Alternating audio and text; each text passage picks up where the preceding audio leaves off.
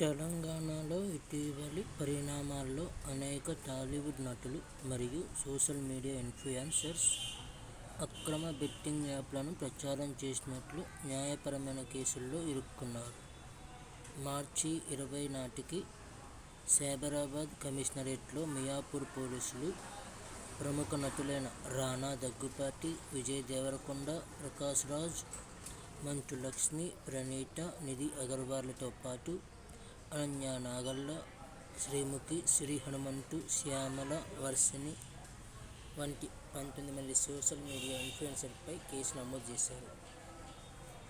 దీనికి మియాపూర్ నివాసి ఫణీంద్ర శర్మ ఫిర్యాదు చేశారు. ఈ నటులు యువత మరియు కుటుంబాలకు ఆర్థిక ఇబ్బందులు దారితీసే బెట్టింగ్ వేదికలను ప్రోత్సహించారని ఆరోపణలు చేశారు.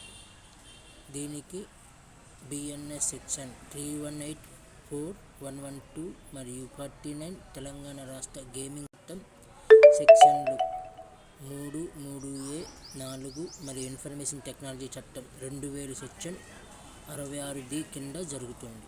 సోషల్ మీడియా మరియు పాపప్ ప్రకటనల ద్వారా ఈ ప్రచారాలు బలహీన వ్యక్తులను వ్యసనపరమైన జూదం పథకాల్లో పెట్టుబడి పెట్టమని ప్రోత్సహిస్తున్నాయి. 1867 పబ్లిక్ గ్యాంబ్లింగ్ చట్టం వంటి చట్టాలను ఉల్లంఘిస్తున్నాయని ఫిర్యాదుదారులు పేర్కొన్నారు. ఇది ఘటనలో పంజాగుట్ట పోలీసులు శ్యామల, విష్ణుప్రియ వంటి 11 మంది మీద నమోదు కేసు చేశారు. ఇది యాక్టివిస్ట్ వినయ్ వంగల ఫిర్యాదు మేరకు జరిగింది. సీనియర్ ఐపీఎస్ అధికారి వీసీ సజ్జనార్ యొక్క say no to betting apps ప్రచారంతో తెలంగాణ పోలీసులు ఈ ధోరణిని అరికట్టే ప్రయత్నాలను తీవ్రతరం చేశారు. ప్రస్తుతం దర్యాప్తు కొనసాగుతుంది మరియు నిందితులకు నోటీసులు జారీ చేయబడ్డాయి. కొందరు ఇన్ఫ్లుయెన్సర్లు పశ్చాత్తాపం వ్యక్తం చేయగా, విజయ్ దేవరకొండ వంటి నటులు తాము చట్టబద్ధంగా అనుమతించబడిన నైపుణ్య ఆధారిత ఆటలకు మాత్రమే ప్రచారం చేశామని సమర్థించుకున్నారు. అయితే పోలీసులు తమ చర్యలను కొనసాగిస్తున్నారు.